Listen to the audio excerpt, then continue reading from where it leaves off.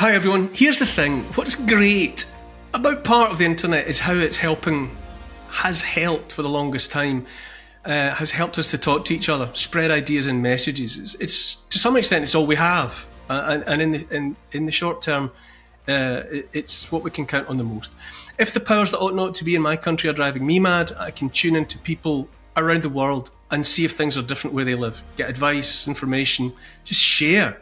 Sometimes it's just about a good chat. And when I want to find out what's happening in Canada, to get that, to see it from a personal standpoint, I like to go to a brilliant person of my acquaintance, who's my guest today, David Craden, journalist and podcaster.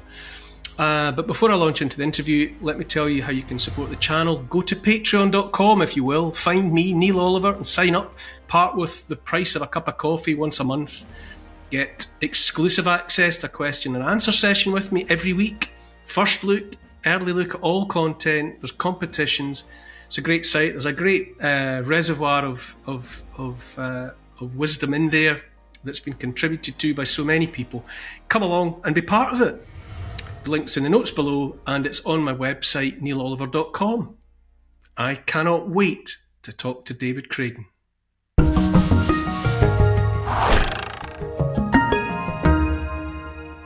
Yes, everyone, it's an interview that's in prospect with the inestimable David Craden, my Canadian friend, journalist with experience of the military, which is also useful. There we go. There he is. There is Mr. David Craden. There we are. The legend that is. It's so nice to see you again, Neil. It's nice to see you. Yes, as I say, there's Jesse on patrol. All right. Yeah, we'll get right into it. We're already recording. David. Yeah. Can you see Boris Johnson? Why, Boris Johnson's in the neighborhood? I do hope not. He'll live to regret it. Yeah, it's all kicking off. Yes, everyone, thanks for coming back to the channel, the Neil Oliver channel. My guest today is David Craden, who's a regular face on here, a good friend, journalist, podcaster, a man of some military experience, which is relevant given the fact that Britain is intent on going to war with mighty Russia. David, how are you? Oh, just great, Neil. So nice to be back. All manner of unpleasantness seems to be unfolding for right-thinking Canadian people, and who better to get an update from than your good self? How are things on your side of the Atlantic? Well, things are increasingly looking like things are in the UK, in Canada. Mark Carney likes to describe himself as a European. And of course, he was the governor of the Bank of Canada and the Bank of England. He was an utter failure at both. But somehow Mark Carney has become prime minister, and he's been very good at doing one thing legislatively, and that's pushing through surveillance and censorship bills. And when he's not doing that, he's emboldening and empowering his former company, Brookfield Asset Management, with deals around the world. Everywhere Mark Carney goes as prime minister, Brookfield is not far behind, or they have been there a couple of days in advance. So it's difficult to know if Mark Carney's selling Canada or Brookfield Asset Management. And this has been the story of his life, of course. The private interest, the crony capitalism, intersects with his political duties, if you will. He's always been a bit of a politician, even as a banker. But this is a guy who really can't seem to understand where his private interests begin and his public interest ends or begins. And this is where we're at right now. And I want to mention this because I'll probably forget to say it. We had a real tragedy here in Canada about 6 weeks ago, where the Canadian Food Inspection Agency had occupied an ostrich farm for literally 7 weeks. On the one hand, it's such a bizarre sounding story, but the way in which it played out was ugly. It was horrible because a lot of people couldn't understand this was about private property and farmers having a right to their private property, their livestock, their livelihood, and the government completely overruling that. And they ended up massacring hundreds. We're still not sure how many ostriches were killed, how many the government might have taken because they wanted the medical evidence? How many were actually buried because they won't confirm what happened to the bodies of these ostriches? But in the process, rules, regulations, and laws were broken, were violated, and the massacre that occurred, it's absolutely unforgivable that any Canadian farm should have to put up with this, because these ostriches, of course, were healthy. There was no reason for this so-called cull. Hate that word. Sounds so simple, sounds so innocuous. There was no reason for it. If they had avian flu the last December, we're talking a year ago, they had developed herd immunity to it and overcome it. And this was the message the farm tried to get across to Canadians for 11 months. And CFIA, the Canadian Food Inspection Agency, steadfastly refused to retest these ostriches and said they didn't have to, didn't need to, just won't do it because we're just going to do what we want to do, which was to intimidate these farmers and to kill their livestock. And that, to me, was indicative and emblematic of how Canada is rapidly descending into an authoritarian style state. And I think here's the segue, because I've been following what's happening in your country right now in terms of the opposition to digital ID. Mark Carney said he was going to think about digital ID for Canada, but we haven't made a final decision yet. Total lie. Digital ID was introduced in the last federal budget. So it's there. We are facing digital ID just as you are in the UK, and there's not sufficient pushback. We need people to come out in the streets as they are in Great Britain to oppose this odious policy, because with the combination of digital ID and the censorship bills that Mark Carney is pushing, and they're already bad enough, but we're anticipating the reintroduction of this Online Harms Act with the thought crimes component, probably in January when the House comes back, or February, whenever they come back from their Christmas break. But this is going to happen. We have a slew of hate speech, malicious communication laws in front of Parliament right now. One of them is in committee and could be up for third reading when the House comes back. That's where Canada is going. It's following in the footsteps of the mother country, if you will. It's going as authoritarian. It's going as crazy as Herr Keir Starmer's government. And Mark Carney is a very authoritarian man who really doesn't think he needs the permission or even the tolerance of Parliament or the people. He is going to do what he wants to do, and he's going to push it through. You know, the thing with the ostrich farm, you know, it reeked of, you know, pour encourager les autres. It was, we can do this. You know, this is the kind of thing that we can do. And furthermore, this is the kind of thing that we will do and that we do. And when you say you look across at the mother country and you fear the way in which we're all on the same path, it's all about the centralisation of and the authoritarian hand on the steering wheel of farming. It's about centralising. It's about centralising the food production.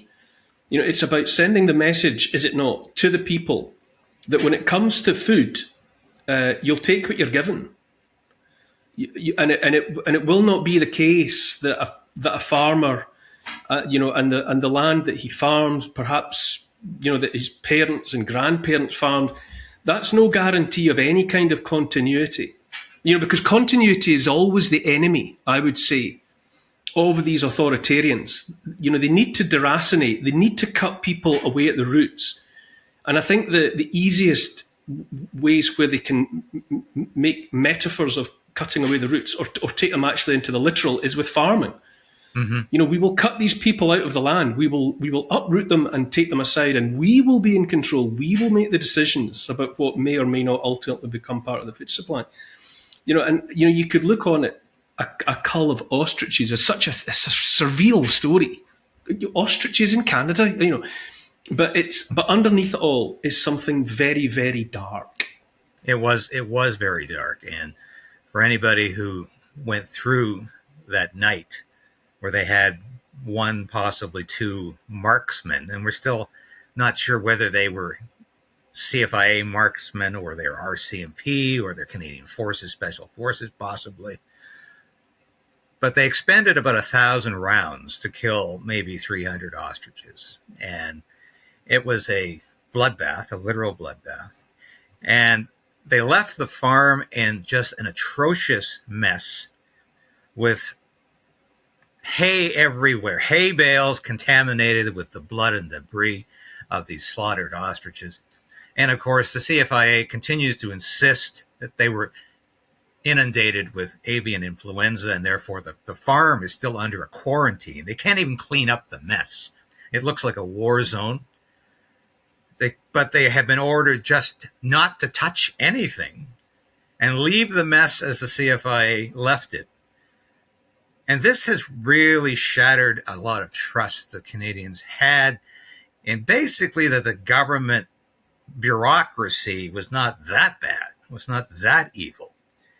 And if that began to, of course, deteriorate during the COVID pandemic, when people realized the government doesn't have your best interests at heart. The government's pushing a vaccine that is neither safe nor effective. The government's pushing a vaccine that the makers know is not good for you. And they literally had people lining up to take a shot that potentially was going to be very toxic to them. And trust in the government began to fail at that point. But this story has almost been like a second Freedom Convoy story. I called it Freedom Convoy 2.0 because it attracted the same like-minded individuals, people who don't trust the government, think the government's constantly trying to take away our basic democratic rights and responsibilities. It is always trying to undermine our freedom and ultimately doesn't give a damn about literally taking over our backyards and killing our animals because they're expendable. And how far are human beings off in this equation? And I've spoken to so many people who ask that question about, okay, if they can come into your backyard and just steal your livestock, next thing, of course, will be to exterminate your pets because they suspect they might be suffering from some kind of illness. What about people next? Because during the COVID pandemic, of course, we heard from the radical left and the very pro-vaccine, vax forces, you should be denied health care if you don't get the vaccine. You should not get a bed in a hospital if you did not get your vax. You should just die because you're not following the narrative, you're not cooperating. And of course, we realize how incredibly stupid that position was now, given all we know about this, about the vaccines coming from both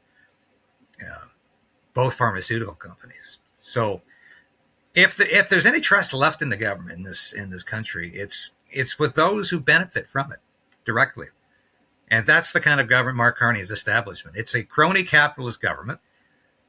We joke about it being Marxist Carney, but to tell you the truth, the way he operates is much more in fashion with the corporatist state that was called fascism. And George Orwell famously said, I think in 1947 or so, 46, 47, that fascism really had no meaning anymore. It was just something deemed to be unpleasant. Very, very witty.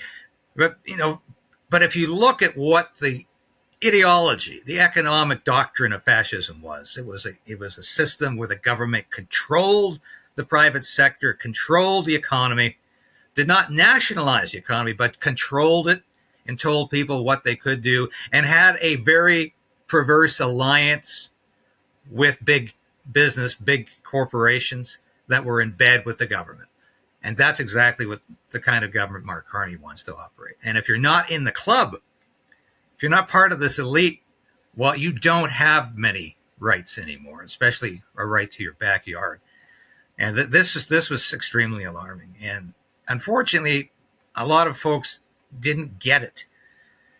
Until it was too late, because they said, well, it's an ostrich farm. Aren't there other things to worry about in Canada? Yeah, there are, but this was emblematic of all of the things we have to worry about in Canada, because it was definitely an example of extreme government overreach and just extreme government not caring about average Canadians. And certainly it represented this government's war on agriculture, because they are totally in line with the World Economic Forum's idea that we should not be eating meat. We should be eating insects. We should not really be owning anything, and we should be happy about it. And if people can't see that this is why they took this atrocious action, to reinforce these globalist principles, then I don't think they're looking at it very, very carefully. And I think it's quite clear what's going on here. You talk about, you mentioned in the context of the ostriches, people, how long, how long before it starts happening to people, and you've already invoked the word cull. Here in the UK, we're looking at,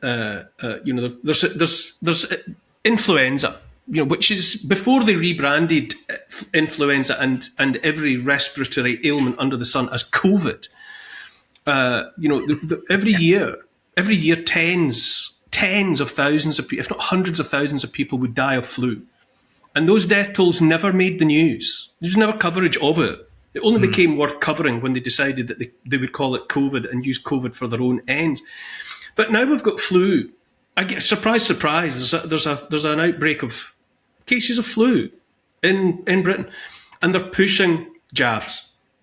We've got a politician like, to name but one, Ed Davey of the Liberal Democrats, calling for a mass jab campaign. He wants jab centres in pubs, churches, car parks, street corners, and he wants to quote take on the anti-vax conspiracy theorists head on. The masks are back. My wife had occasion to take one of our kids to a hospital here about a dental brace, and she reported that the masks are back. Every other person had one of those blue face nappies on. So not only, obviously, nothing was learned about what happened during the COVID debacle. It was the intention all along to use it to take control of people and to separate as many people as possible from any money that they had. But that is back. And also at the moment, you talk about the danger to human life. We've got politician after politician after politician in lockstep calling for a citizens' army for war with Russia. It defies description. It's obscene. And we've got Boris Johnson at it. We've got the chief of the defence staff at it. All banging on this rhetoric. We've got Tobias Underwood banging on this rhetoric about how we're already at war with Russia, and the young people have to be ready to make the kind of sacrifices that their grandparents and great-grandparents made. And to me, it's nothing. There is no rationale behind it, but a desire to, as it were, mow the grass. To cut the numbers of white working class kids in this country, and to use the meat grinder that's whirring and whirling and clanking in Ukraine as the means to get that done. Yeah, and Mark Carney's talking about a citizen army as well, sort of a reserve force made up of bureaucrats, which of course is utterly absurd. But what does he want to do with this army of bureaucrats? And of course, Canada's been talking, just like the UK, in terms of Russia being this ominous threat that wants to take over all of Western Europe, and that somehow we have to prepare for war. We've had military leaders in Canada talk that same insane talk, and it is. We didn't talk that way during the Cold War. And I think I've mentioned this to you so many times, Neil. And I was a armed forces officer, Air Force officer during the latter years of the Cold War. And we watched it all come down. But I remember growing up on a military base in British Columbia, that was nuclear capable. We had U.S. nuclear weapons on the base. But you know what? Nobody talked about, let's go to war with Russia. Let's go to war with the Soviet Union. Why not? Nothing to lose. We exercise a deterrence, but there was a responsibility on both sides, actually, during the Cold War, that nuclear war was unthinkable. And if we start a war with the Soviet Union, it's going to mean a nuclear war inevitably. It'll escalate into one. And people thought that was crazy. That was a crazy idea. Millions of people came out to Central Park in the 1980s to say that let's not have a war. And ironically, it was Ronald Reagan, one of my political heroes, who went from such a hawk on the Soviet Union to actually brokering a peace deal and arms reduction treaty with Mikhail Gorbachev. And I think because this was a man who understood reality, that we don't want to step into a nuclear war. I don't know where these people are today, Neil. They're certainly not in the capitals of Europe. They're not in London. They're not in Paris.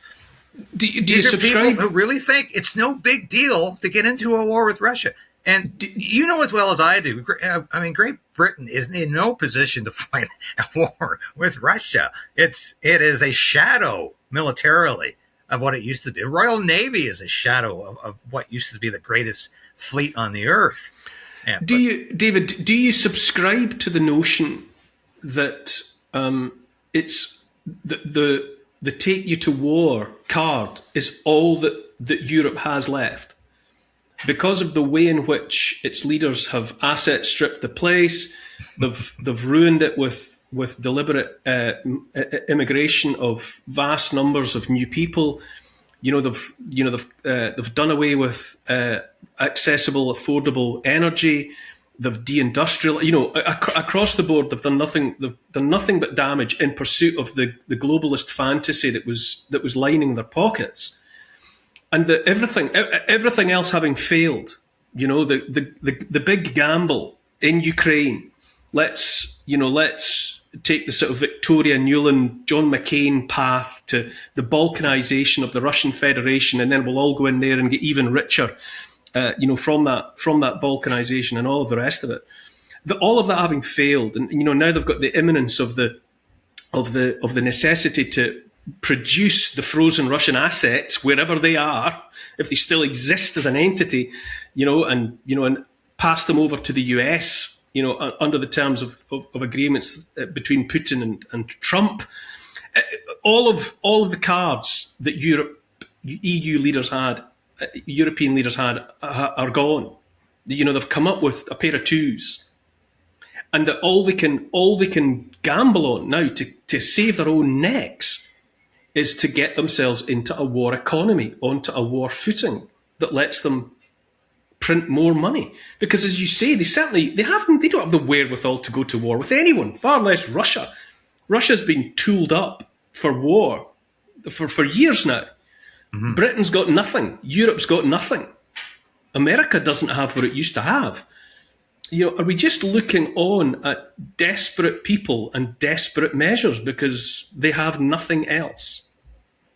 Oh, absolutely. And I've stated this unequivocally over the last 8 to 9 months when I first started to get concerned about the potential for having a war with Russia over Ukraine or over anything. Because this is almost like mass suicide.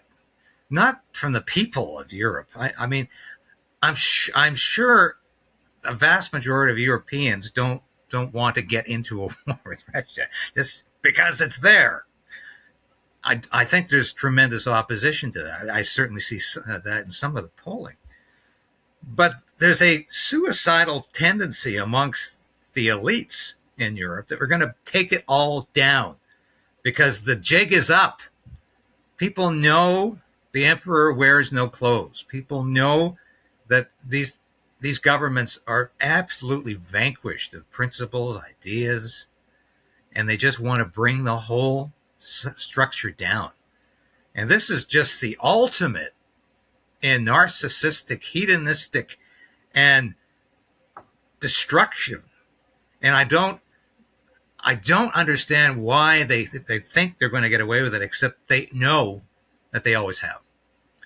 And it's this to me is just as insane as the march to Armageddon that occurred in 1914, where we threw out our intellectual capacity to say that this was going to be a horribly destructive war that could end Western civilization as we know it. And that's precisely what it did. And a lot of people just said, well, we have to have the war because we have to have the war. And especially in Britain, but had the option of saying, no, we don't want to get involved in this. And it's going to tear the country apart. It's going to ruin the economy. It's going to destroy our trade, which was, of course, the foundation of British prosperity. But very few people had the courage to stand up and say that, because war was just inevitable.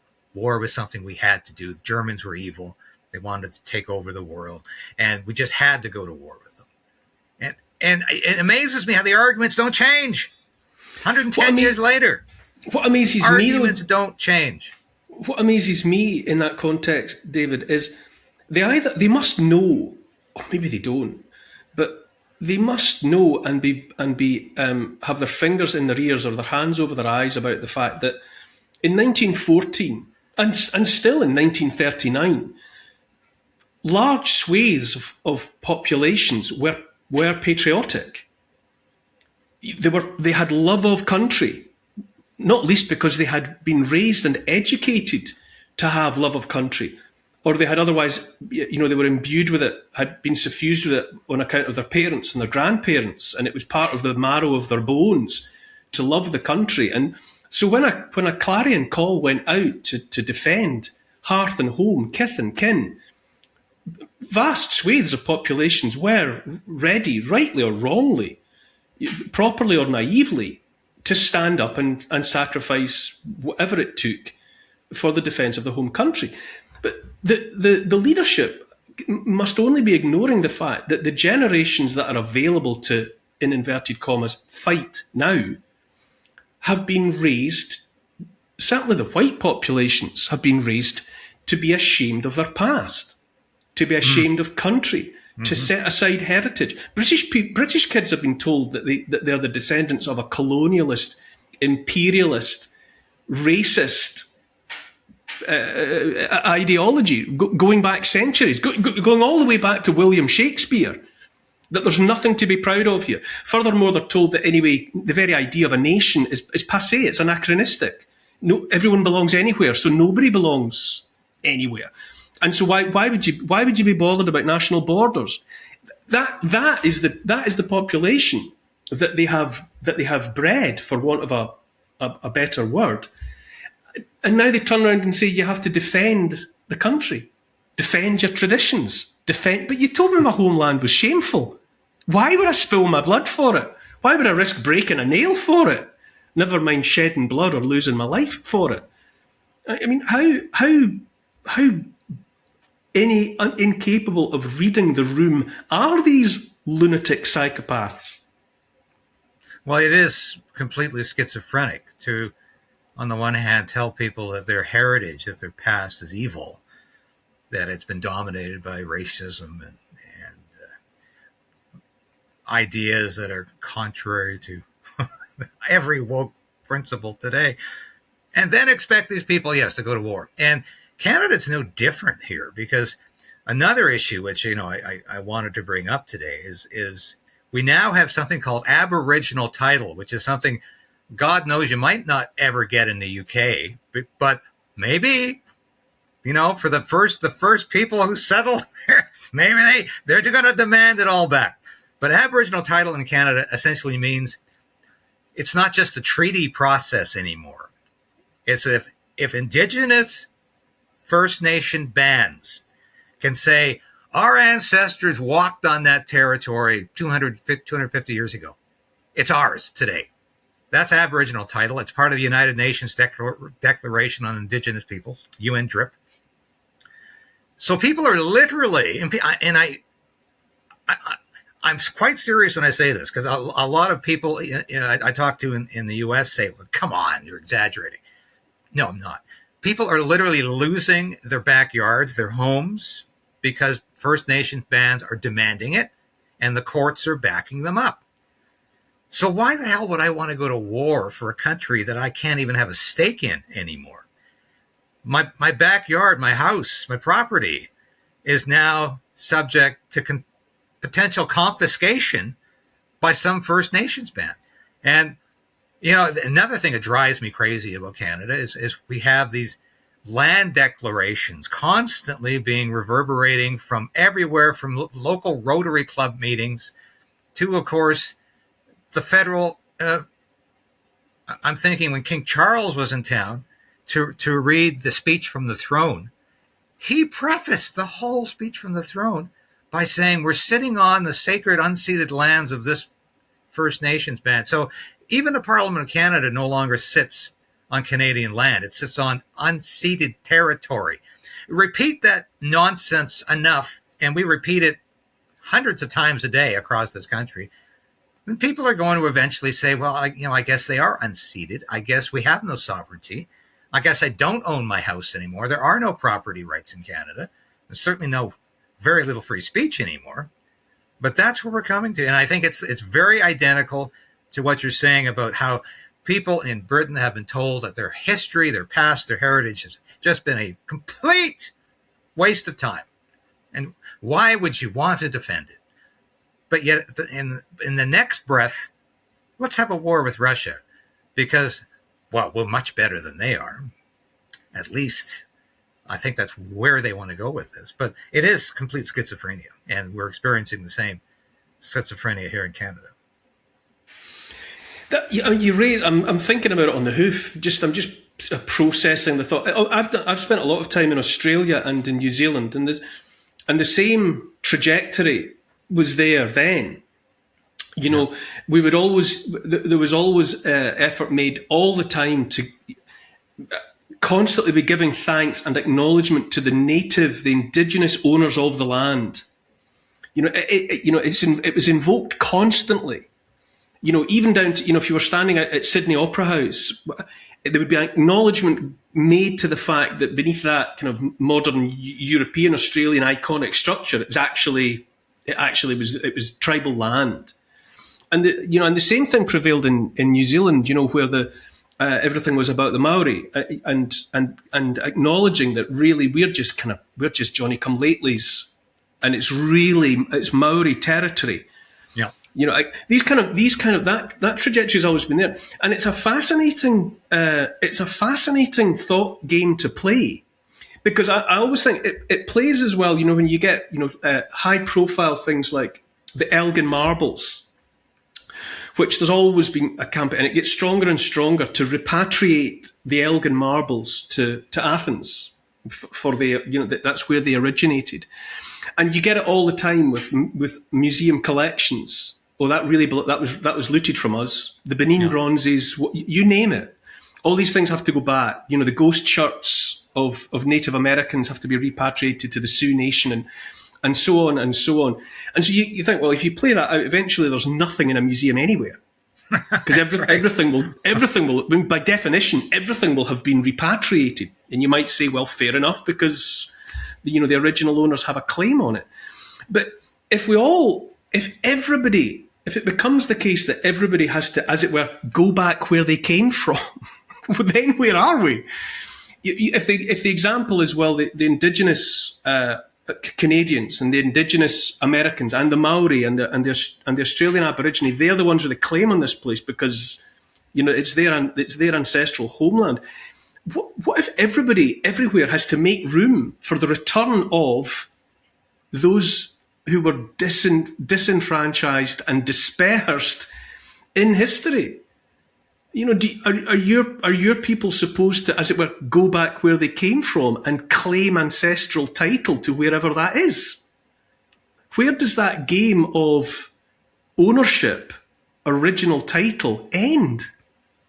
Well, the clear answer is it doesn't end, because there's probably not a square foot of property or land anywhere in the world where somebody can't claim their ancestors were there first or before whoever is there now. And this, of course, is insanity. And what we've lost in the process is an understanding of equality under the law. And I go back to Ayn Rand, who used to always like to say that when you have collective rights over individual rights, where you judge people on the basis of their ethnicity, on the color of their skin, on their historical legacy, when you don't judge people as individuals, but you judge them as groups, as collectives, then she says you have tribal warfare. And that's exactly what we have striven to rise above in Western civilization. Stop these attacks among gangs. And that's exactly where we're back at it now with identity politics. It's not equality under the law. I don't have the same equality under the law as an Aboriginal person in Canada. They have more rights than I do because of their ethnicity. Now, there was a country in Europe in the 1930s and 40s that had the same philosophy, that if you were judged to be a real German, a citizen of Germany, you had special status over people who were judged not to be real Germans. The ideology is exactly the same. I don't care if you want to call it Aryan or you want to call it Native or what do you want to call it. It's not equality under the law. It's special status. That's been happening in Canada for decades now, and we are now reaping the dividends of that. And it's frightening what is happening. And a lot of people are saying, how did we come to this? Well, it's been happening incrementally over the years. I've been talking about it for decades in my writing, in speeches I've made.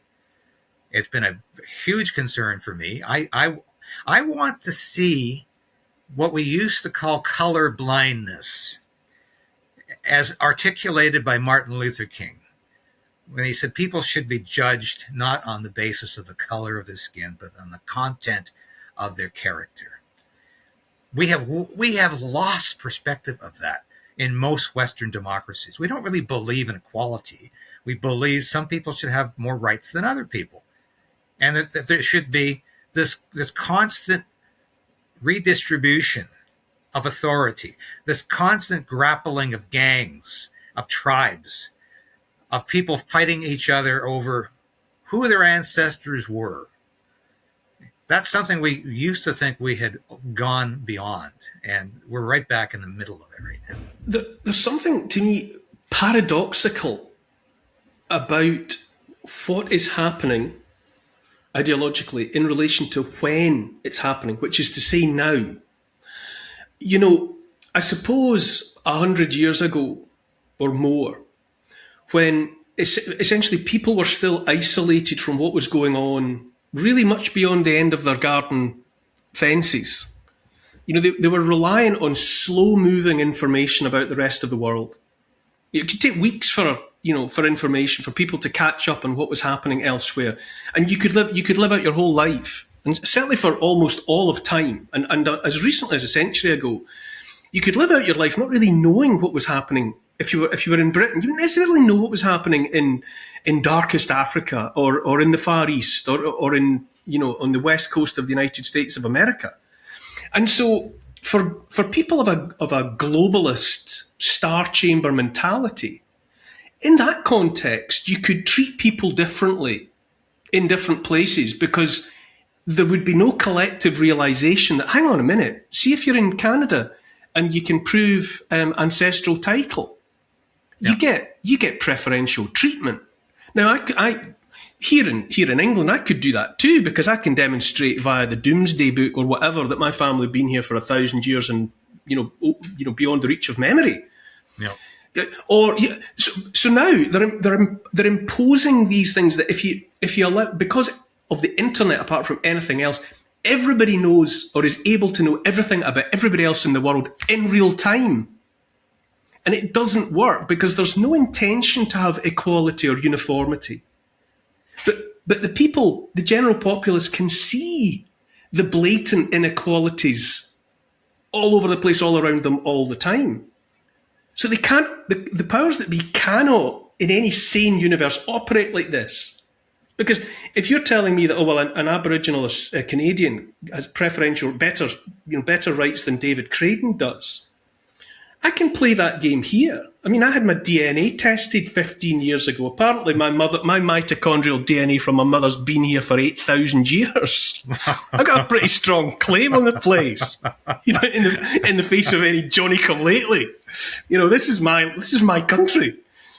And we all know there's too much diffusion of information. We all watched what happened. It's a clumsy segue, but I mean, we all watched what happened on Bondi Beach.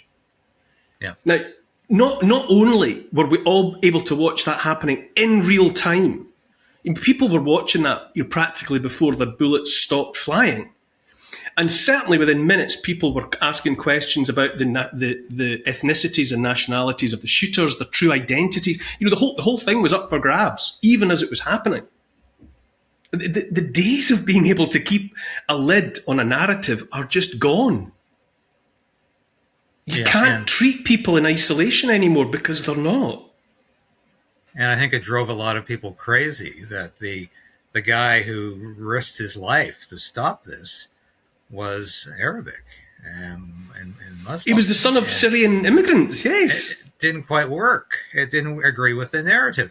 But immediately, Neil, I'm seeing stories in Canada saying, we're next. It's going to happen here now because anti-Semitism is so rife. And I'm thinking, it's absolute nonsense. Absolute nonsense. You know, there is absolutely no reason to make stupid predictions. Oh, it's going to happen in Canada next. Where? We're going to wait till the spring at least? Or this is absolutely, it's out of control because and it's amazing if you watch social media reporting on what happened at Bondi Beach, compare that to the mainstream media. It's like there's two different worlds there. And some things are just not getting reported by the mainstream media at all because they've got an agenda with this. And it's all about promoting this totem of anti-Semitism being everywhere. And we're all anti-Semitic, even if we criticize anything Israel does or says. And I'm happy to see Australia is not exactly getting knuckled under by this. There seems to be some pushback in terms of maybe this does not represent. They're changing, but definitions are changing all the time. You know, the definition of anti-Semitism has changed, you know, by orders of magnitude. I mean, it's changed beyond recognition from what I grew up understanding anti-Semitism to mean. You know, I grew up understanding that anti-Semitism was where, you know, you were physically victimizing, you know, violent attacks, all of the rest of it. But anti-Semitism now, as it seems to be manifesting itself on college campuses in the United States of America, would be if you have a question to ask about what the present Israeli administration is doing in Gaza, is to be anti-Semitic. Now that doesn't make any kind of sense, and it gets to the point where are we saying that it's illegal to dislike? Because that's a can of worms. You know, I remember I was talking to my wife about this today. I mean, I'm old enough to remember during the anti-apartheid protests and movement that eventually, you know, the situation in South Africa obviously changed. But there was a time in the 80s when white South Africans were fair game. You were positively encouraged to hate them. I have to say I never did. But it was perfectly fine to accuse any and every white South African of being a lumpen Boer. Yes, who was to be treated with outright contempt. It was fine to do that. That was a whole group, that was a whole population that it was okay to hate. You would not get picked up in the street for being anti-white South African. Far from it. But we seem to be getting to a point where you're not allowed to dislike. It was fine to dislike white South Africans. Nobody cared about it. But now there are groups and there are some groups that you're not even allowed to think negatively about. While again, simultaneously, there are other groups of people Gazans, Palestinians. It's fine to hate them. Absolutely fine. There's no, you will not get into bother if you were to voice that kind of emotion and that kind of feeling. Where is the parity? Where is the rationale? Well, that is precisely a point I've been trying to make over these hate speech laws in your country and in mine. And I think they're very dangerous. I don't want hate crimes legislation at all. It's toxic. I don't give a damn if you hated the person because of his or her ethnicity or race or anything else. If you kill somebody, you kill somebody. If it's murder, it doesn't matter if it was motivated by racial prejudice. All murder is motivated by hatred to some degree. It doesn't matter. It does tend to factor in, yes. And that's so commonsensical. But yet we have to complicate it by putting, first of all, hate crimes legislation. Canada was doing that as far back as the 1970s. Now we have a preponderance of these hate speech laws coming. Some of them have been put in place. The worst is yet to come if it's not stopped. But while I'm still thinking of it, Neil, I wanted to bring this up with you because I'm sure you watched the interview with the woman who was had her house invaded with 11 police officers because of a private text.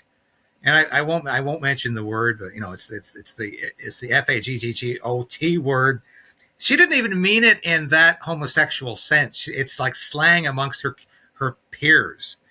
And she used this word in a private text message. That wasn't even a public declaration on social media. But she was attacked by this individual, and she sort of referred to him with this word, saying, it's just like, these people are all alike. But she wasn't even mentioning it or using it in a sexual sense. And she didn't say it on public social media. She said it in private text. So she's sitting at home in her bathtub. 11 police officers, 10 of them male, come through her front door because it's not locked, go up the stairs and walk into her bathroom where she's nude in the bathtub, and they don't want to leave. And my first question is, who the hell should have been charged here? This woman for using a word that some people don't like in a private text message, or these cops who are clearly demonstrating some degree of sexual harassment, potentially even sexual assault, by standing in a complete stranger's bathroom, a woman's bathroom, when she's unclothed, and she's saying, please leave, and they won't. Somebody should have been charged there, but it shouldn't have been the woman, it should have been the cops. But as she said, and this is what ties in with all I've been talking about with the hate crimes and with what happened to the Ostrich farm, to Katie and her family out there in Edgewood, BC. This woman said, who should we be afraid of these days? The police. They're the ones who came into my house, violated my rights and my dignity, and said I basically have no rights because I use some offensive language in a private text, and that abrogates all of my foundational democratic freedoms. That was disgusting to me when I heard that. But that's coming for Canada, and I don't always like Piers Morgan, but I'm glad he did that interview and brought that story out, because that has been seen now by a lot of people in the U.S. and Canada who say, hey, this could happen here. Not as likely in the U.S. because they have a First Amendment right for free speech. Canada has no First Amendment right for free speech. It's very, very, shall we say, vague. Just as property rights are very vague in our Charter of Rights and our Constitution. But it could happen. It could easily happen here in Canada. And who were they afraid of at the Ostrich farm? The cops. Because the cops were reinforcing the outrageous, cruel behavior of a government bureaucracy. The cops were in their pocket. And the cops in this country are increasingly the national, are much-lauded Royal Canadian Mounted Police of historical fame, movie fame, They are in the pocket of the Liberal Party and the Liberal government, and they have been for the last 10 years. They refuse to cross swords with Liberal prime ministers. They back up everything they do.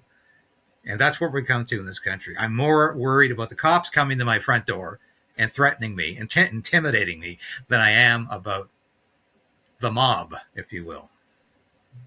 To me, I mean, it's hard to say, to use this term, what I'm most afraid of, because it's really kind of 10 horses running neck and neck at the moment. But amongst that lineup, it's the end of jury trials in Britain for anything but murder and rape. I mean, jury trials almost gone anyway, without anybody noticing it. Less than 1% of cases in criminal cases in Britain come before a jury anyway. So to all intents and purposes, jury trial is gone. It's just that now the right to it is gone. And to me, that is absolutely, especially in a context like you're describing. The police entering a woman's home and confronting her like that, naked, mob-handed, naked in the bath when she's in the bath. And you talk about we don't have rights without the right to trial by jury, whether or not you can actually get a trial by jury, but without the right to trial by jury, being arrested by the police then just becomes an unstoppable movement into what they call a court, where a judge who is an employee of the state that wrote the legislation that caused you to be in that court, your time in the court is only an exercise in them deciding how long to send you to jail for. Because your guilt is predetermined. You are guilty. You are effectively going to be presumed guilty if it makes the point that the establishment, the state, wants to make. When you look on at the end of trial by jury in Britain, what does your spine do?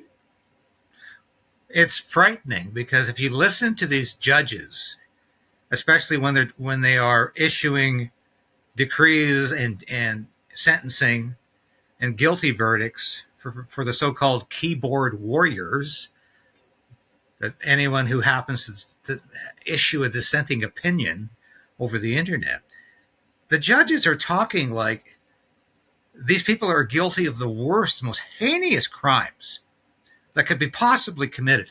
It almost reminds me of the over-the-top nonsense you used to get from the people's courts in Germany under people like Roland Friesler, who couldn't decide throughout his entire career whether he was on the extreme right or the extreme left. But they used to issue these incredibly over-the-top sentencing pronouncements about people being just the scum of the earth because they dared to oppose the official ideology of the German state. They dared to oppose the leader. They dared to issue a dissenting opinion, and that because of that, they were just worthless pieces of garbage. And this is the way they used to talk, these judges. But I'm hearing the same sort of idiocy from British judges, and who are making the same incredibly stupid condemnation of people who just want to exercise their free speech. But that's no longer something that's important in Britain. And I'm anticipating the same sort of nonsense from Canadian judges who are woven from the same cloth, and who really do think that their job is to protect criminals and to put people in jail for free speech. And that's where we are. And I find the fact that, as you say, only rape and murder now are crimes that can be assessed by a jury. Well, because it's a lot easier to keep people silent. I find there's a terrible irony in the fact that those two particular crimes have been set aside, because they are crimes against the person, obviously. And it's my contention that the state doesn't give a damn what happens to people in terms of crimes against their person, and that's made evident by the fact that people have been sentenced to more jail time in the UK for social media posts, and only social media posts, than people who have participated in the gang rape of children. I mean, that is a fact. So, proof if proof were needed that when it comes to rape, including the rape of children, the state's prepared to, find a reason why you shouldn't go to jail for doing that. And then there's and murder. Well, if these lowlifes are murdering one another, what care we? Our priorities are whether or not the ideology is being challenged by the people of this country. So there's a terrible irony that they've decided that you may provide a trial by jury in the case of rape and murder, because the state doesn't care what happens to the people. Look at the legislation, the assisted dying, abortion up to the point of birth. Yeah. The sanctity of life is. We're looking at that in the rear view mirror in Britain. Well, Canada is the home of the Medical Assistance in Dying program, which is a increasingly lethal euthanasia project that is expanding the so-called eligibility of doctors to kill you. And of course we have abortion on demand up to the birth of the child in this country. And we have no abortion law in Canada. We have euthanasia and we have no abortion law. And that's the cult of death that Canada is celebrating. And that's very, very much a part of what this country has become. But there's a term, and I was reminded of it some months back by a commenter in my station who said, "David, it's a narco-tyranny." And I said, "A narco-tyranny? I haven't heard that since my political science days in Carleton." And he said, "In case you've forgotten what a narco-tyranny is," and I had. He said, "It's where the state punishes its political opponents and goes very easy on real criminals." And I thought, thank God that's Canada, because, yeah, people getting 2 years for murder in this country, but yet the Crown wanted Tamara Leach and Chris Barber, the organizers of the Freedom Convoy, a peaceful protest that never broke a window, never occupied a building. They wanted 8 years imprisonment. Thank God they didn't get it, but they're trying again. They're appealing the house arrest they got. But the very fact that a crown attorney would consider 8 years imprisonment for a peaceful protester who just wasn't protesting something they happened to agree with is absolutely shocking. But that's where we've come to in this country. It's a narco-tyranny. And that's what Edgewood, BC, the Ostrich farm was all about. That was a narco-tyranny. Punishing political opponents, punishing people who don't agree with the government. And while they were 120, this is incredible, 120 RCMP officers at one point occupying that farm with dozens of CFIA inspectors. I call them goons because they were clearly incompetent to do anything except kill things. While there were 120 cops at this farm, and there wasn't a single arm on this farm, by the way, because the government has confiscated all weapons from farmers, is in the process of taking the last weapons from farmers. There was no armed threat there. There was no threat that they were going to be violent.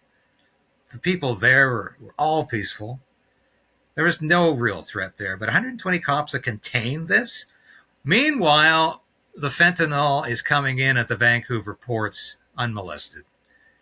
Gang warfare is increasing in Vancouver, and the cops really can't be bothered with that, because that's a little more work than occupying a ostrich farm in the Kootenays in the basin of the Rocky Mountains and just living it up on the public dollar every day, staying in the best hotels and whining and dining yourself on government money or taxpayer money. That was a little easier mission for these people, and that's what they really wanted to do.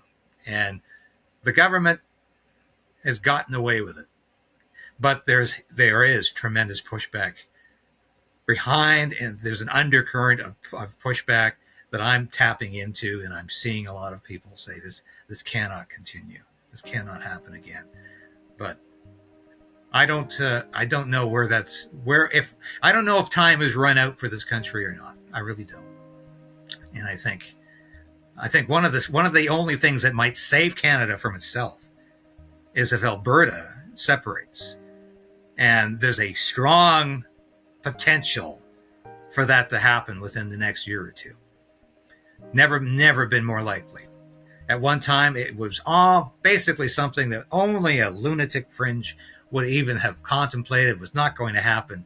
It's become so mainstream in Alberta now because of the resentment of the continual liberal regime in Ottawa and how it impacts especially Western Canada, but even more especially the people of Alberta.